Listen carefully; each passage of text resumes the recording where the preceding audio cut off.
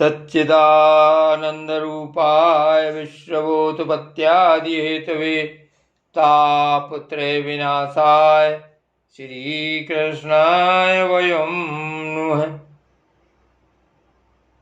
श्रीमद्भागवत महापुराण दसम स्कंध पूर्वार्ध 15वां अध्याय धेनुकासुर का उद्धार और ग्वाल वालों को कालिया नाग के विष से बचाना।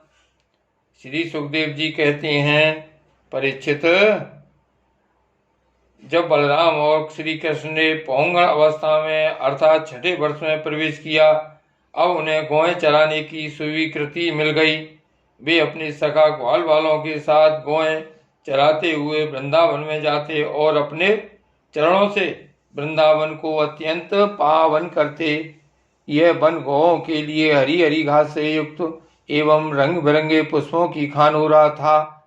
आगे आगे गौएं, उनके पीछे पीछे बांसुरी बजाते हुए श्याम सुंदर, तदनंतर बलराम और फिर श्री कृष्ण के यश का गान करते हुए ग्वाल बाल इस प्रकार विहार करने के लिए उन्होंने उस वन में प्रवेश किया। उस वन में कहीं तो भौरे बड़ी मधुर गुंजार कर रहे थे, कहीं झुंड के झुंड हरिण चौकड़ी भर रहे थे और कहीं सुंदर सुंदर पक्षी चहक रहे थे।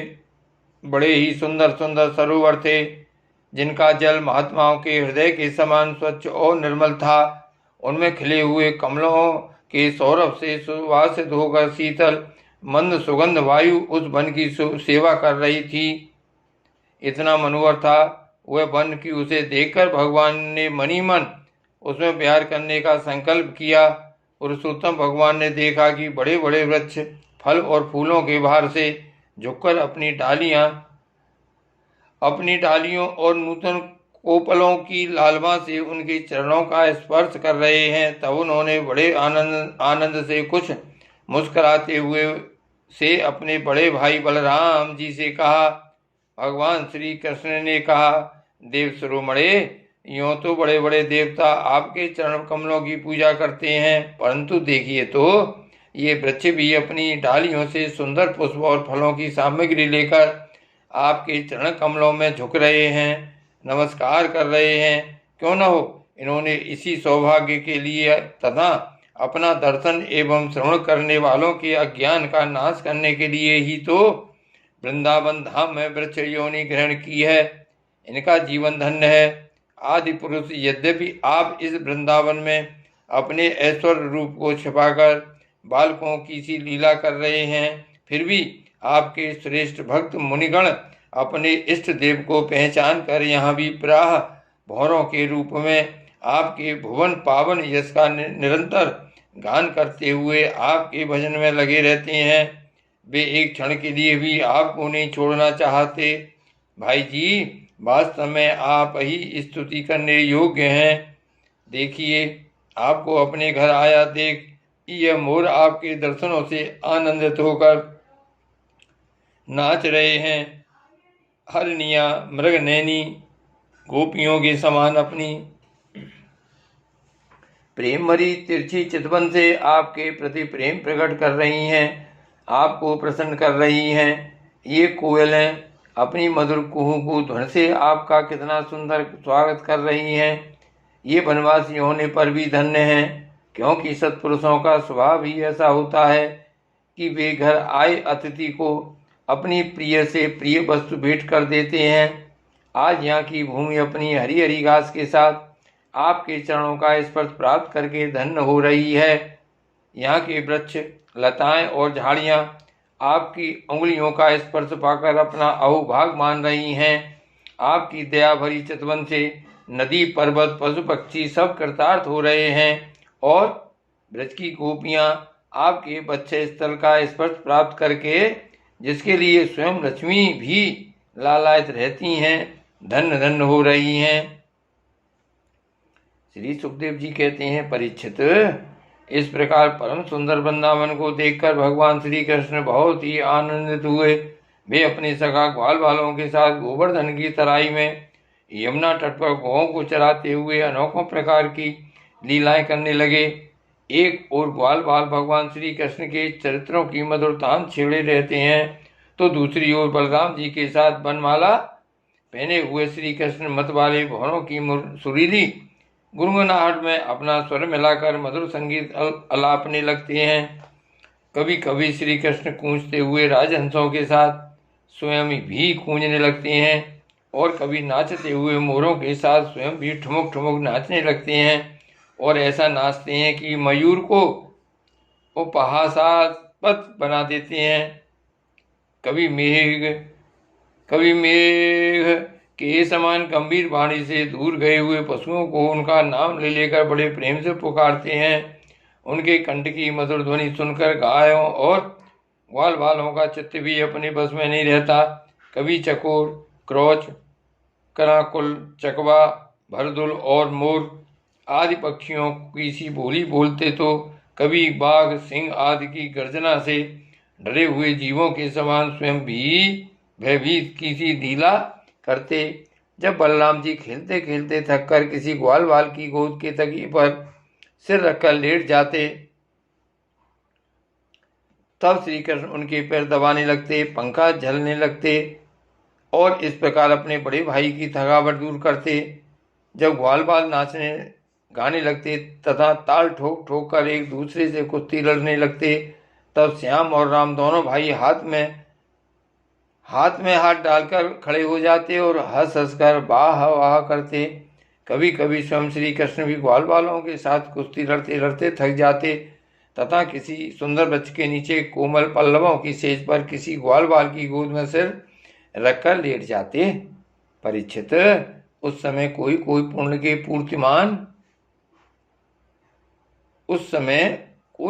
पुण्य के मूर्तिमान स्वरूप ग्वाल बाल महात्मा श्री कृष्ण के चरण दबाने लगते और दूसरे निष्पाप बालक उन्हें बड़े बड़े पत्तों या अंगोछियों से पंखा झलने लगते। किसी किसी के हृदय में प्रेम की धारा उमड़ आती तो वह धीरे धीरे उदार शिरोमणि परम मनुष्य भी श्री कृष्ण की लीलाओं के अनुरूप उनके मन को प्रिय लगने वाले मनोहर गीत गाने लगता। भगवान ने इस प्रकार अपनी योग माया से अपने ऐश्वर्य में स्वरूप को छिपा रखा था। वे ऐसी लीलाएं करते जो ठीक ठीक गो बालकों की सी ही मालूम पड़ती। स्वयं भगवती लक्ष्मी जिनके चरण कमलों की सेवा में संलग्न रहती हैं, वे ही भगवान इन ग्रामीण बालकों के साथ बड़े प्रेम से ग्रामीण खेल खेला करते थे। परीक्षित, ऐसा होने पर भी कभी कभी उनकी ऐश्वर्यमयी लीलाएं भी प्रकट हो जाया करती। बलराम जी और श्री कृष्ण के सखाओं में एक प्रधान गोप बालक थे, श्री धामा। एक दिन उन्होंने तथा सबल और स्त्रोक कृष्ण, छोटे कृष्ण आदि ग्वाल बालों ने श्याम और राम से बड़े प्रेम के साथ कहा, हम लोगों को सर्वदा सुख पहुंचाने वाले बलराम जी, आपके बाहुबल की तो कोई था ही नहीं है। हमारे मनमोहन श्री कृष्ण दुष्टों को नष्ट कर डालना तो तुम्हारा स्वभाव ही है। यहाँ से थोड़ी ही दूर पर एक बड़ा भारी वन है, बस उसमें पांच के ताड़ के वृक्ष भरे पड़े हैं। वहाँ बहुत से ताड़ के फल पक पक कर गिरते रहते हैं और बहुत से पहले के गिरे हुए भी हैं, परंतु वहाँ धेनुक नाम का एक दुष्ट दैत्य रहता है। उसने उन फलों पर रोक लगा रखी है। बलराम जी और भैया श्री कृष्ण, वह दैत्य गधे के रूप में रहता है। वह स्वयं तो बड़ा बलवान है ही, उसके साथ और भी बहुत से उसी के समान बलवान दैत्य उसी रूप में रहते हैं। मेरे शत्रुघाती भैया, उस दैत्य ने अब तक न जाने कितने मनुष्य खा डाले हैं। यही कारण है कि उसके डर के मारे मनुष्य उसका सेवन नहीं करते और पशु पक्षी भी उस जंगल में नहीं जाते। उसके फल हैं तो बड़े सुगंधित, परंतु हमने कभी नहीं खाए। देखो ना, चारों ओर उन्हीं की मंद मंद सुगंध फैल रही है। तनिक सा ध्यान देने से उसका रस मिलने लगता है। श्री कृष्ण, उनकी सुगंध से हमारा मन मोहित हो गया है और उन्हें पाने के लिए मचल रहा है। तुम हमें वे फल अवश्य खिलाओ। दाऊ दादा, हमें उन फलों की बड़ी उत्कट अभिलाषा है। आपको रुचे तो वहां अवश्य चलिए। अपने सखा ग्वाल बालों की यह बात सुनकर भगवान श्री कृष्ण और बलराम जी दोनों हंसे और फिर उन्हें प्रसन्न करने के लिए उनके साथ ताल वन के लिए चल पड़े। उस वन में पहुंचकर बलराम जी ने अपनी बाहों से उन ताड़ के पेड़ों को पकड़ लिया और मत वाले हाथी के बच्चे के समान बड़े जोर से हिलाकर बहुत से फल नीचे गिरा दिए।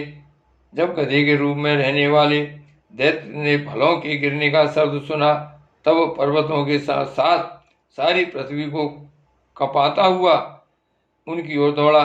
वह बड़ा बलवान था। उसने बड़े वेग से बलराम जी के सामने आकर अपने पिछले पैरों से उनकी छाती पर धुलती मारी और उसके बाद वह दुष्ट बड़े जोर से रेंगता हुआ वहां से हट गया। राजन, वह गधा क्रोध में भरकर फिर रेंगता हुआ दूसरी बार बलराम जी के पास पहुंचा और उनकी ओर पीठ करके फिर बड़े क्रोध से अपने पिछले पैरों की दुलत्ती चलाई। बलराम जी ने अपने एक ही हाथ से उसके दोनों पैर पकड़ लिए और उसे आकाश में घुमाकर एक ताड़ के पेड़ पर दे मारा। घुमाते समय ही उस गधे के प्राण पखेरु उड़ गए थे। उसके गिरने की चोट से हुआ महान ताड़ का वृक्ष, जिसका ऊपरी भाग बहुत विशाल था, स्वयं तो तड़तड़ाकर गिर ही पड़ा। सटे हुए दूसरे वृक्ष को भी उसने तोड़ डाला। उसने तीसरे को, तीसरे ने चौथे को, इस प्रकार एक दूसरे को गिराते हुए बहुत से ताड़ वृक्ष गिर पड़े। बलराम जी के लिए तो यह एक खेल था, परंतु उनके द्वारा फेंके हुए गधे के शरीर से चोट खा खाकर वहां सब के सब ताड़ हिल गए। ऐसा जान पड़ा मानो सबको झंझावत ने झकझोर दिया हो। भगवान बलराम स्वयं जगदीश्वर हैं। उनमें यह सारा संसार ठीक वैसे ही ओतप्रोत है जैसे सूतों में वस्त्र। तब भला उनके लिए कौन आश्चर्य की बात है। उस समय धेनुकासुर के भाई बंधु अपने भाई के मारे जाने से क्रोध के मारे आग बबूला हो गए। सब के सब गधे बलराम जी और श्री कृष्ण पर बड़े वेग से टूट पड़े। राजन, उनमें से जो पास आया उसी को बलराम जी और श्री कृष्ण ने खेल खेल में ही पिछले पैर पकड़कर ताल वृक्षों पर दे मारा। उस समय वह भूमि ताल के फलों से पट गई और टूटे हुए वृक्ष तथा दैत्यों के प्राणहीन शरीरों से भर गई। जैसे बादलों से आकाश ढक गया हो, उस भूमि की वैसी शोभा होने लगी। बलराम जी और श्री कृष्ण की यह मंगलमयी लीला देखकर देवतागण उन पर फूल बरसाने लगे और बाजे बजा बजाकर स्तुति करने लगे। जिस दिन धेनुकासुर मरा, उसी दिन से लोग निडर होकर उस वन के ताल फल खाने लगे तथा पशु भी स्वच्छंदता